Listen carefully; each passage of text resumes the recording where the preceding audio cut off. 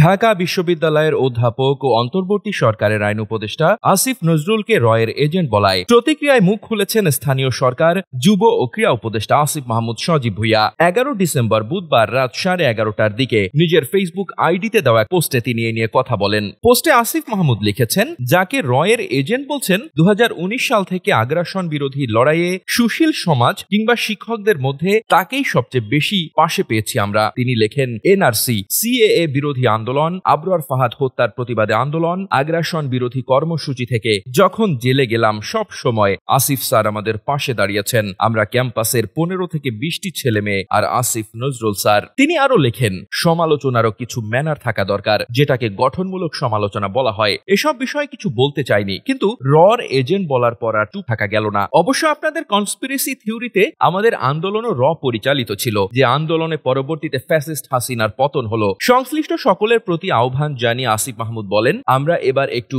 Constructive হই, না হলে এত ত্যাগের ফলে যে দেশ গড়ার স্বপ্ন আমরা দেখছি তা ভুলুণ্ঠিত হবে। এতটুকুই আহ্বান থাকবে। প্রসঙ্গত, গত 29 নভেম্বর এবং গত 10 ডিসেম্বর যুক্তরাষ্ট্র প্রবাসী বাংলাদেশি সাংবাদিক ইলিয়াস হোসেন তার ইউটিউব চ্যানেলে যথাক্রমে পুলিশ আনসারের সমন্বয়ে গঠিত বাহিনী নিয়ে সশস্ত্র গেরিলা আক্রমণের পরিকল্পনা এবং হানি ট্র্যাপে ফেসেছেন আসিফ নজরুল শিরোনামে দুটি ভিডিও প্রচার করেন। এতে আইন উপদেষ্টা আসিফ নজরুলের বিভিন্ন বিষয়ে সম্পৃক্ততার দাবি করেন তিনি, জানিয়ে ব্যাপক আলোচনা সমালোচনা সৃষ্টি হয়। এমন প্রেক্ষাপটে উপরোক্ত মন্তব্য করলেন অন্তর্বর্তী সরকারের উপদেষ্টা। ডেস্ক রিপোর্ট, বার্তা বাজার।